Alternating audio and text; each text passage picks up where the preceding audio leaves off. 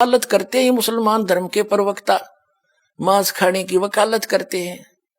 क्योंकि देखो, अगर कुरान शरीफ में या किसी पुराण में, वेदों में और गीता में मांस खाने का कई प्रावधान नहीं है। यदि किसी पुराण में और यदि किसी कुरान में और यदि फिर बाइबल में, इससे आगे जहां परमात्मा ने, उस अल्लाह अकबर ने, समर्थ भगवान ने 6 दिन में सृष्टि रची, 7वें दिन वो तो तख्त पर बैठ गया जाकर विधान बता के कि किसी ने भी मांस नहीं खाना है, ये खाने की वस्तुएं तुम्हें हलाल हैं, बाकी सब हराम है। इससे आगे कोई लेख उल्लेख है, चाहे वो पुराण में है, चाहे कुरान में है, चाहे बाइबल में या तौरात में है, या चाहे अन्य किसी इंजिल में है या जबूर के अंदर है, वो अल्लाह अकबर का आदेश नहीं है, वो किसी अन्य देव का आदेश है। उसका आदेश पालन करके आप उस अल्लाह अकबर के विधान को तोड़कर दोषी बन जाओगे। नबी मोहम्मद नमस्कार है, राम रसूल कहाया, 1,80,000 को सौगंध जिन नहीं करत चलाया, अरस कुरस पर अलह तकत है, खालिक बिन नहीं खाली, और वह पैगंबर पाक पुरुष थे साहिब के अब्दाली। उसी परमात्मा ने कहा है कि जो नर गोश्त खाते हैं प्रत्येक राक्षस जान, इसमें संशय है नहीं, हिंदू खाइयो चाहे मुसलमान।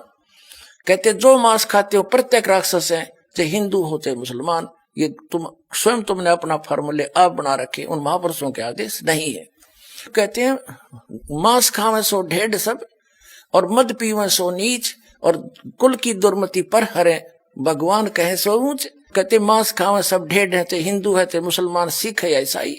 और कहते हैं मद पीवे सो नीच, शराब पीते वो महान नीच आदमी है, और अपने कुल का भी नाश करते हैं। केवल जो उस अल्लाह अकबर का सच्चा नाम जपते हैं वही ऊंचे हैं। समझदार को संकेत बहुत होता। अब आप जी को दिखाया है परमात्मा नर आकार है, 6 शरीर है, 6 दिन में सृष्टि रची, और परमात्मा ने 6ठे दिन मनुष्य को अपने जैसा, अपने अनुरूप, अपने शरीर जैसा, अपनी सूरत जैसा उत्पन्न किया, नर और नारी करके उनकी उत्पत्ति की, और उनको खाने के लिए आदेश दे दिया। अभी आपने पढ़ा, आप फिर भी पढ़ सकते हैं।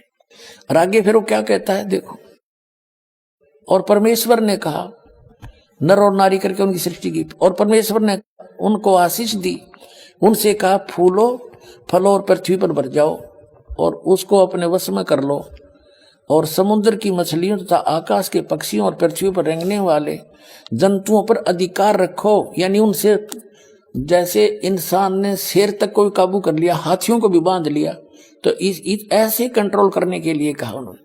आगे देखो, फिर परमेश्वर ने उनसे कहा, यानी मनुष्यों को भी, फिर परमेश्वर ने उनसे कहा कि सुनो, जितने बीज वाले छोटे छोटे पेड़, ये मनुष्यों के लिए आदेश है, सारी पृथ्वी के ऊपर हैं, और जितने वृक्षों में बीज वाले फल हैं, वे सब मैंने तुमको दिए तुम्हारे भोजन के लिए।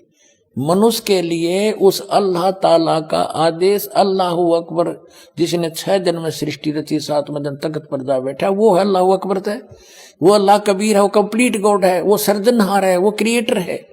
उस क्रिएटर का आदेश नहीं है मांस खाने का मनुष्य को, ये पशु पक्षियों को भी नहीं है। आगे देखो,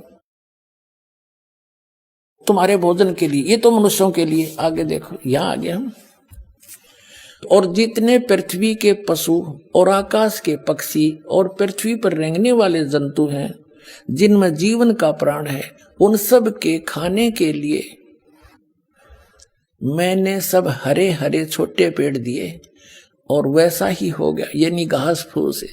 और तब परमेश्वर ने जो कुछ बनाया था वो देखा, तो क्या देखा, वह बहुत अच्छा है।